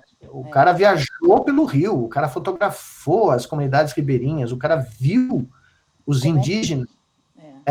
O Rio virou a artéria de espalhamento do vírus. Mas, meu Deus do céu, não era para alguém que tem um mega jornal, uma mega estação de TV no Brasil fazer essa reportagem? Nós vamos deixar o New York Times fazer? Não tem nada contra o New York Times, mas não faz o menor sentido, né? Isso mostra também que a pandemia não está sendo coberta com a devida proporção, né? Sem dúvida.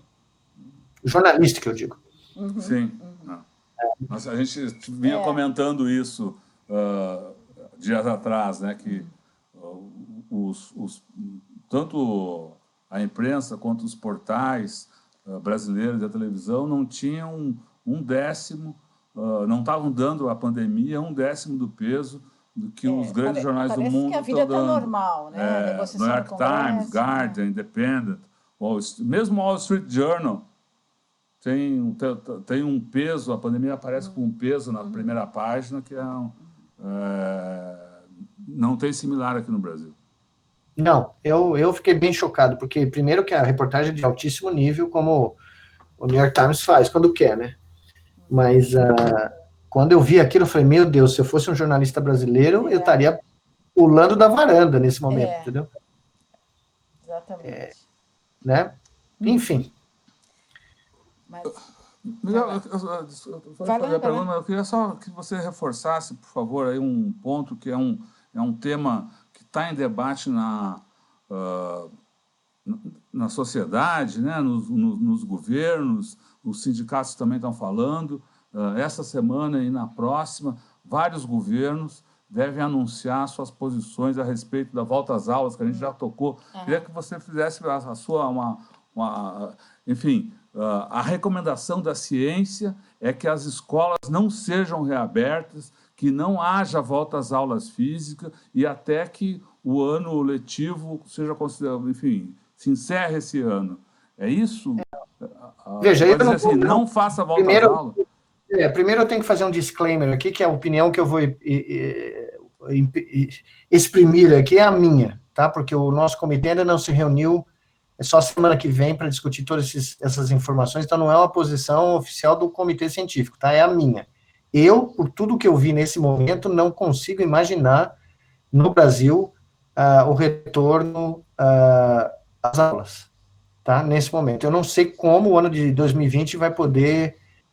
eu sei que existe um monte de leis, existe um monte de problemas de como fazer isso, mas nesse momento eu não vejo condição em nenhum lugar do Brasil de retorno às aulas sem criar um risco desnecessário e que pode ser explosivo, né? Dependendo de como for feito, dada as condições, né, das escolas públicas brasileiras. Eu, pessoalmente, Miguel Nicoleles, né? Eu também não falo em nome de nenhum gestor, isso é só a minha opinião. E essa opinião é secundada por um grande número de educadores aqui do Brasil, e não só do Brasil, nos Estados Unidos, na Europa, onde a situação é muito melhor. Né? A própria Inglaterra está numa dúvida cruel lá, né? Nos Estados Unidos é uma briga de foice, porque o presidente quer que vote a qualquer custo, e, evidentemente, tem estados lá com mais de 500 mil de casos, né, Texas, Califórnia, Flórida, deu uma sossegada nos últimos dias, mas foi uma explosão terrível, E veja, Chicago, como eu falei já, né, que é uma cidade gigantesca, já decidiu, não tem condição. Inclui universidades, inclui tudo, tá? Então, eu particularmente, existe uma pressão muito grande também das universidades aqui no Brasil voltarem a dar aula presencial, eu também não vejo como isso é possível nesse momento, porque, veja, você não pode expor, congregar 50 pessoas, que é mais ou menos o que acontece numa sala de aula, né, aqui universitária, numa pandemia fora de controle.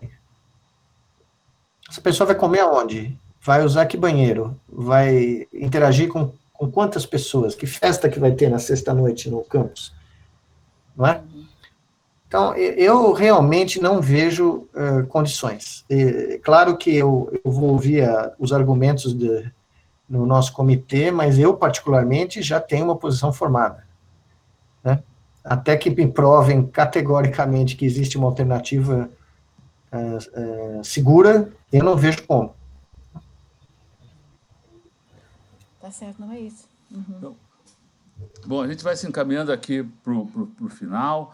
Muita gente aqui, a gente está ainda com uma pequena assembleia nos acompanhando ao vivo, fazendo comentários, muita gente perguntando sobre o livro e sobre o lançamento virtual. Então, deixa eu mostrar de novo aqui o livro, o recém-lançado livro do Nicoleles, chama-se O Verdadeiro Criador de Tudo, Como o Cérebro Humano Esculpiu o Universo como nós o conhecemos, e o próprio Miguel Nicoleles vai fazer, então, um lançamento virtual do livro nesta próxima segunda-feira, dia 10, é isso?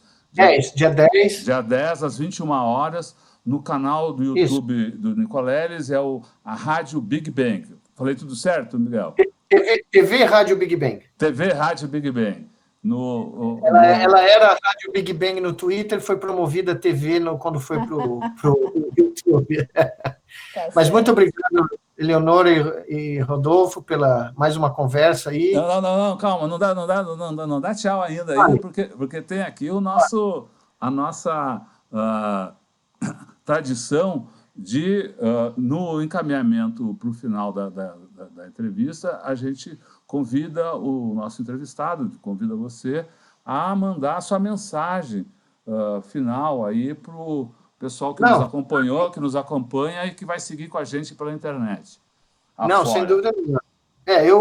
É um momento muito difícil, né, para todos nós, mas eu tenho falado sempre nos meus vídeos lá no canal do YouTube que, apesar de tudo, a primavera vai voltar, né? É algo que começou a ser, né, espalhado logo no começo de junho, quando a gente começou a conversar mais nas redes sociais sobre isso, sobre o momento difícil que nós passamos, mas eu sou teimoso o suficiente para acreditar ainda que a ciência vai trazer uma solução, no caso a vacina, uma delas, né, ou mais de uma, e que nós vamos, enquanto sociedade, conseguir sair dessa anomia, desse marasmo que tomou conta do Brasil e chegar num ponto onde nós vamos dar um basta, né? Sexta-feira eu dei um tweet onde eu falei, tá na hora do basta, né? Tá na hora do basta de ver as pessoas morrerem que não deveriam morrer, tá na hora de ver o nome do Brasil ser destruído fora do Brasil, tá na hora de ver os absurdos, né, da negação da ciência, da negação das boas práticas de saúde pública, da destruição dos direitos, né, dos brasileiros. Está na hora de um basta geral no Brasil. Eu, além de proferir o dia do basta, eu evidentemente não sei como implementá-lo, mas eu acho que o começo é a gente incorporá-lo na nossa mente e dizer que todos os limites foram cruzados. Todos os limites do razoável foram cruzados. E que as instituições brasileiras têm que começar a responder aos anseios da maioria da população. E a maioria da população quer sair dessa guerra biológica com os seus entes queridos vivos, né? Então, na minha modesta opinião, a prioridade de qualquer plataforma política do Brasil nesse momento é derrotar o inimigo, e o inimigo nesse momento é o vírus e aqueles que ajudam o vírus a ganhar a guerra, porque nesse momento o vírus está ganhando a guerra. E eu não me conformo, nunca vou me conformar de que nós vamos desistir, enquanto sociedade, de combater o inimigo da maneira que ele deve ser combatido, com todas as armas disponíveis e até o fim, né? E essa é a minha mensagem, é uma mensagem de esperança, mas é um chamado a armas também, no sentido, como Hemingway dizia, né? Ou como o Gabriel Garcia Marques dizia no seu realismo mágico, né? Tá na hora da gente sair da fantasia e encarar a verdade da realidade, né? E a verdade da realidade é essa, só existe um caminho. Ou a gente encara essa guerra de verdade, ou a gente corre o risco de ser dizimado enquanto nação. A segunda hipótese é inaceitável para mim. Mas eu ainda acredito que os brasileiros vão optar pela prioridade real e correta, né? É isso. Legal, Miguel. Muito Muito bom. obrigada, Miguel. Muito obrigado, Obrigado. Miguel. Obrigado. Até a Até a próxima. próxima. Tchau, tchau. Tchau, Tchau. tchau. Então, a Então, gente falou. conversamos aqui com o cientista Miguel Nicoleles, que fez encerrou com um chamado aos brasileiros para lutar contra esse inimigo biológico e contra aqueles que se associam a esse vírus no Brasil, né? E eu quero uma entrevista, os comentários aqui são sensacionais. Essa entrevista fica disponível para você rever, quem sabe discutir em grupo esses conceitos que o Miguel Nicoleles nos trouxe aqui. Ela fica disponível para você no nosso canal de vídeo, o Tutameia TV, no YouTube, e reportagem com também... Vai lá e se inscreva. Vai lá e se inscreva, né? Clica no toca. sinetinho, para receber aí as informações sobre novos vídeos. E visite o nosso site, a nossa âncora, né? Onde que ancora todo o nosso trabalho. O nosso site é o Tutameia, o endereço é tutameia.jor.br. Tchau, gente. Tchau. E a gente dedica essa entrevista de hoje, esse trabalho, essa transmissão, ao cacique Aritana, morto hoje pela Covid-19 no Brasil, morto por causa da incúria, da incapacidade do governo federal de defender o Brasil e os brasileiros dessa pandemia. Tchau, pessoal.